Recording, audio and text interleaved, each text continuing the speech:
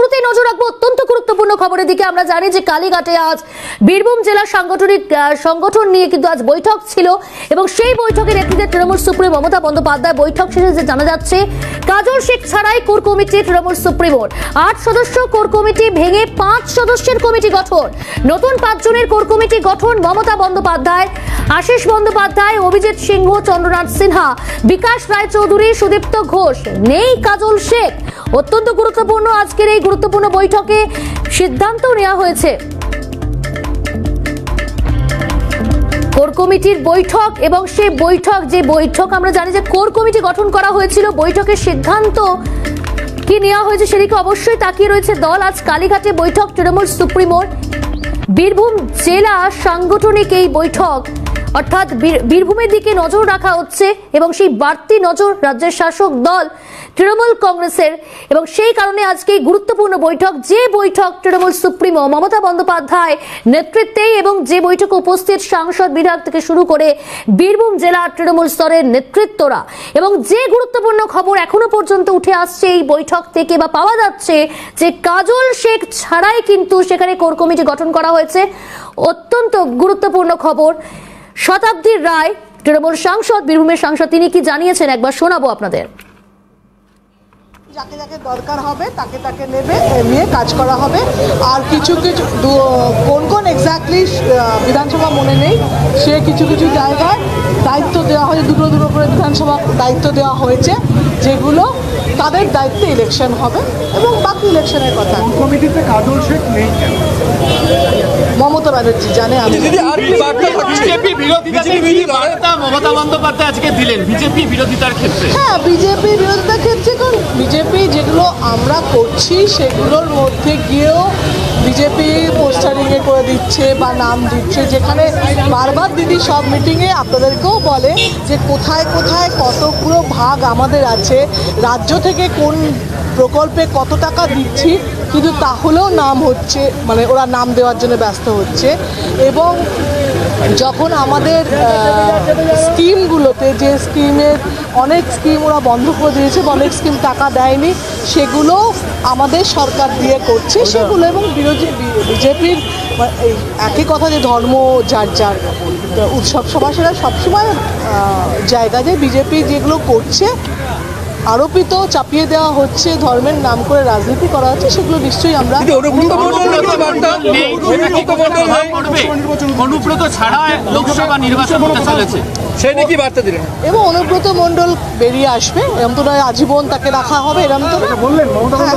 নিশ্চয়ই বলেছে অনুব্রত মণ্ডল বেরিয়ে আসবে এবং তাকে, সে তো সাংগঠনিক জায়গা থেকে আমাদের দলের জন্য অনেক দিন অনেক কাজ করেছে এবং এখনও যে জায়গায় সেটা দলের জন্য রয়েছে, সুতরাং তাকে সম্মান দেওয়া, তাকে ভুলে না যাওয়ার ব্যাপার, যে তাকে তার সব সংগঠনকে উল্টে ফেলা, সেরকম হবে না।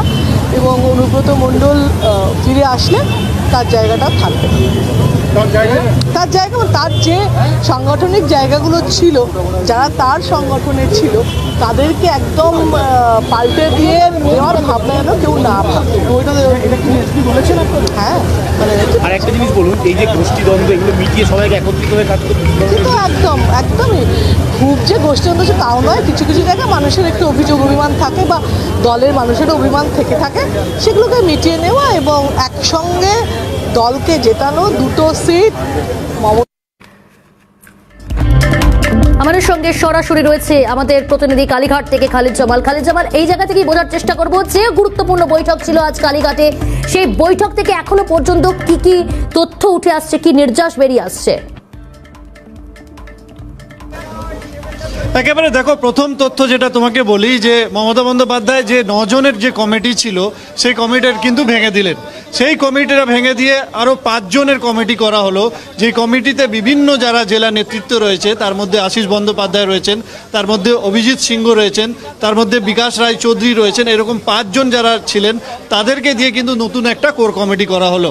অর্থাৎ যে কোর কমিটি নিয়ে এতদিন একটা বিভিন্ন মনোভাব দেখা যাচ্ছিল, যেটা নিয়ে একটা গোষ্ঠীদ্বন্দ্ব দ্বন্দ্বর একটা প্রভাব দেখা যাচ্ছিল, সেই কমিটিকে ভেঙে দিয়ে আবার নতুন করে এই যে 5 জনের কমিটি করা হলো যাতে বীরভূম জেলাকে আরও শক্তিশালী করা যায়।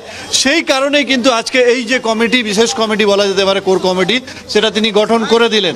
তার পাশাপাশি তোমাকে জানিয়ে রাখি যে গুরুত্বপূর্ণ বিষয় যেটা মমতা বন্দ্যোপাধ্যায় বৈঠকে বললেন সেটা হচ্ছে যে অনুব্রত মণ্ডল বেরিয়ে আসবেন এবং তাকে যথাযথ মর্যাদা দেওয়া হবে, অর্থাৎ তিনি যে পদে ছিলেন জেলা সভাপতি পদে, সেই পদে তাকে ফিরিয়ে দেওয়া হবে, এইরকম একটা ইঙ্গিত কিন্তু পরিষ্কার মমতা বন্দ্যোপাধ্যায় দিয়ে দিলেন। সেখান থেকে কিন্তু বোঝা যাচ্ছে যে আসন্ন লোকসভা নির্বাচনে মমতা বন্দ্যোপাধ্যায় এই বীরভূম জেলাকে আরও বেশি শক্তিশালী করার জন্য যা যা প্রয়োজন সেটা তিনি নিচ্ছেন, নিজে দায়িত্ব সামলাচ্ছেন, তার কারণ তিনি নিজের হাতে এই বীরভূম জেলার দায়িত্ব নিয়েছেন। সেক্ষেত্রে যেটা দেখা যাচ্ছে যে বীরভূমের সমস্ত সাংগঠনিক যে পদাধিকারী যারা রয়েছেন তাদেরকে পরিচালনা করার ক্ষেত্রে মমতা বন্দ্যোপাধ্যায় একেবারে অগ্রণী ভূমিকা পালন করছেন।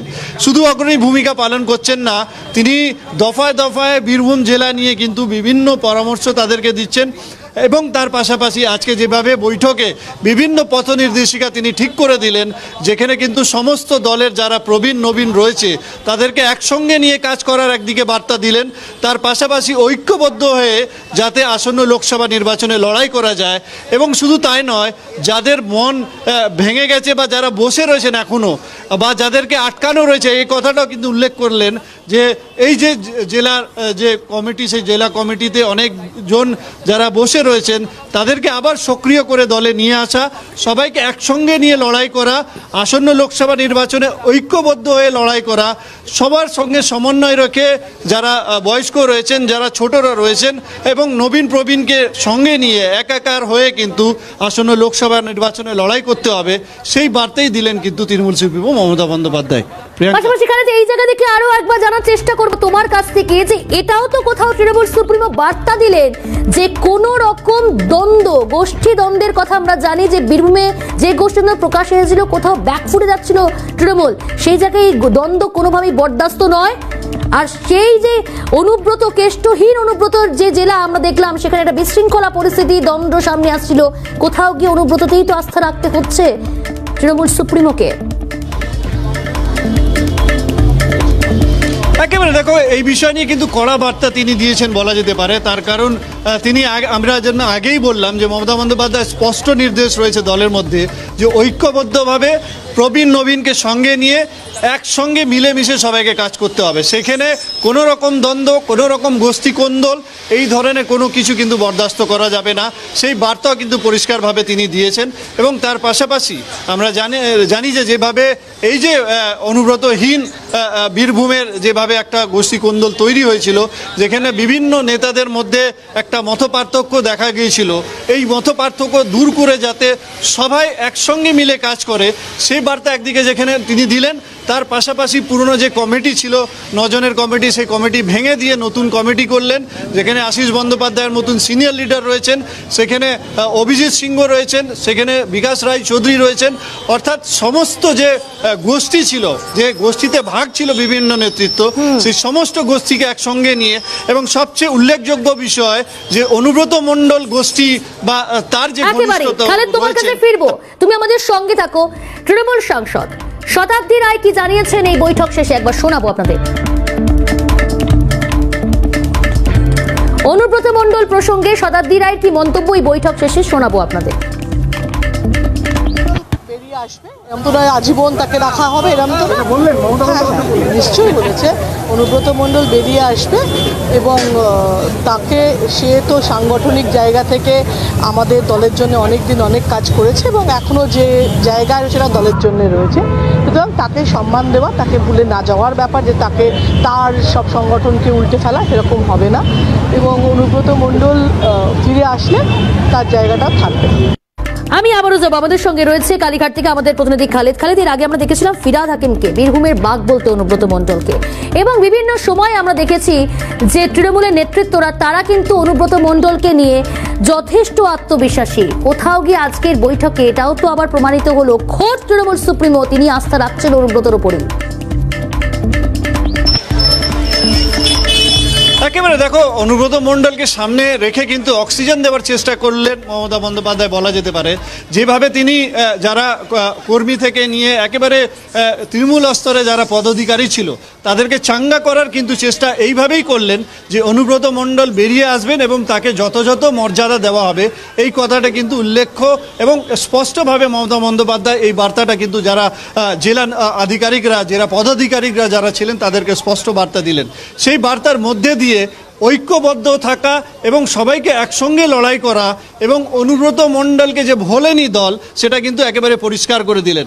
অনুব্রত মণ্ডলের যে গুরুত্ব ছিল দলের আগে, যে গুরুত্ব ছিল সেই গুরুত্ব কিন্তু এখনও বজায় রয়েছে, সেই ইঙ্গিতটা কিন্তু মমতা বন্দ্যোপাধ্যায় স্পষ্ট দিয়েছেন এবং এই কথাটা কিন্তু তিনি বলেছেন যে অনুব্রত মণ্ডল বেরিয়ে আসবে এবং তাকে যথাযথ সম্মান দেওয়া হবে। এই জায়গা থেকে কিন্তু পরিষ্কার যে আগামী দিনে যদি অনুব্রত মণ্ডল বেরিয়ে আসেন তাহলে তাকে দল সে একেবারে সম্মানের সঙ্গে তাকে গ্রহণ করবে, সেটা কিন্তু পরিষ্কার। প্রিয়াঙ্কা, একেবারে খালেদ, এই জায়গা থেকে তোমার কাছে আসবো আবার। কাজল শেখ ছাড়া কোর কমিটি গঠন করা হলো, 5 সদস্যের এই কোর কমিটি গঠন, সেই নতুন 5 জনই কোর কমিটি গঠন করা হয়েছে। তুমি পরিস্থিতির উপর নজর রাখো খালেদ। আমাদের সঙ্গে সরাসরি ছিল আমাদের প্রতিনিধি খালিদ জামাল। অনুব্রত মণ্ডল তিনি বেরিয়ে আসবেন, কোথাও যেন অনুব্রত মণ্ডলেই আস্থা রাখছে রাজ্যের শাসক দল তৃণমূল কংগ্রেস। এবং শুধু তাই নয় যে নতুন কোর কমিটি গঠন করা হলো, সেখানে নতুন 5 জনের কোর কমিটি গঠন। সামনেই লোকসভা নির্বাচন এবং লোকসভা নির্বাচনকে সামনে রেখেই বড় সড় রদবদল এবং কোর কমিটিতেও রদবদল করা হলো। 8 জন থেকে কমিয়ে সেখানে করা হলো ভেঙে 5 সদস্যের কমিটি এবং নতুন 5 জনকে নিয়ে এই কোর কমিটি গঠন মমতা বন্দ্যোপাধ্যায়। আজ বীরভূম জেলার সাংগঠনিক নিয়েই কিন্তু আজ গুরুত্বপূর্ণ বৈঠক ছিল কালীঘাটে।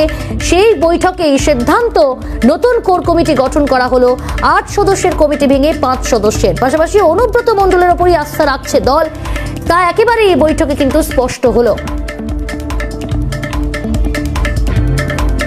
এই মুহূর্তে আমরা টেলিফোন লাইনে যোগাযোগ করতে পেরেছি বীরভূমের বিজেপির জেলা সভাপতি ধ্রুব সাহার সঙ্গে। আপনাকে ক্যালকাটা নিউজে স্বাগত। ধ্রুবদা, একটা বিষয় বলবো, বোঝার চেষ্টা করব, মমতা বন্দ্যোপাধ্যায় অনুব্রত মণ্ডলেই ভরসা রাখছেন, আস্থা রাখছেন এবং 8 সদস্যের যে কমিটি, সেই কমিটি ভেঙে 5 সদস্য কাজল শেখকে বের করে দেওয়া হলো, কিন্তু অনুব্রততেই আস্থা রাখছে, বলবেন? দেখুন, তৃণমূল কংগ্রেস ঠিক করতে পারছে না কি হবে আর কি যাবে। যা বর্তমান পরিস্থিতি, তৃণমূল কংগ্রেস চাষের ঘরের মতো ভেঙে পড়বে এই নির্বাচনের নিরিখে। চারিদিকে শুধু খাই রব, চারিদিকে শুধু আমিত্ব, বড় কে বড় নেতা ছোট, কে কোন নেতা বড় কোন নেতা ছোট, এই লড়াই বীরভূমে চলছে। লোকসভা নির্বাচনের নিরিখে তৃণমূল কংগ্রেস শেষের দিকে শুরু হয়ে গেছে। ধ্রুবদা, বলা হচ্ছে যে অনুব্রত মণ্ডল বেরিয়ে আসবে, শুধু না, তাকে যথাযথ সম্মান পর্যন্ত দেওয়া হবে। অনুব্রত মণ্ডলকে না পেলে এরা বুঝতে পারছে যে জিততে পারবে না, অনুব্রত মণ্ডল বেরিয়ে আসবে না, সেই কারণে তারা এরকম মনে করছে। দেখুন, কাজল শেখ বর্তমানে জেলা পরিষদের মাধ্যমে খাদানের লিস্ট দিতে শুরু করেছে, সরকারি টেন্ডার দিতে শুরু করেছে। সুতরাং শুধু কাটমানি খাবো, কোথায় মাল পাবো, টাকা পাবো, এই যে চিন্তা ভাবনা, এই চিন্তা ভাবনা চলবে না বলে মনে করছে তৃণমূল কংগ্রেস। তার কারণে এটা করার চেষ্টা করছে। কিন্তু কেষ্টমণ্ডল বেরিয়েও আসবে না, তৃণমূল কংগ্রেসকে মানুষ চাইছেও না। আর তৃণমূল কংগ্রেস এই নির্বাচনে বীরভূমের 2টো সিটেই হারবে। কোন মতে তৃণমূল কংগ্রেস আর কোনো কিছু নিজেদের জমি ফিরে পাবে না, কারণ বীরভূমের মানুষ বুঝে গেছে তৃণমূল কংগ্রেস চোর, তৃণমূলের সব নেতা চোর। বর্তমানে কাজলকে বাদ দিয়েছে, বাকি যে 4 জন 5 জনকে রেখেছে তারা সব চোর। এই চোরেদের নেতৃত্বে আর বড় কিছু হবে না, বীরভূমের মানুষ সেটা ভালোই বুঝে গেছে। এরা কিছু মানুষের জন্য কিছু করেনি, এরা শুধু নিজেদের সম্পত্তি বাড়িয়েছে, নিজেরা শুধু বিভিন্ন জায়গায় জমি কিনেছে, বাড়ি কিনেছে, ফ্ল্যাট কিনেছে, নিজেদের সম্পত্তি বাড়িয়েছে, তার বেশি কিছু করেনি। তাই তৃণমূল কংগ্রেসকে দিয়ে কিছু হবে বলে মনে হচ্ছে না। অসংখ্য ধন্যবাদ। কথা বলছিলাম বীরভূমের জেলা বিজেপি সভাপতি ধ্রুব সাহার সঙ্গে।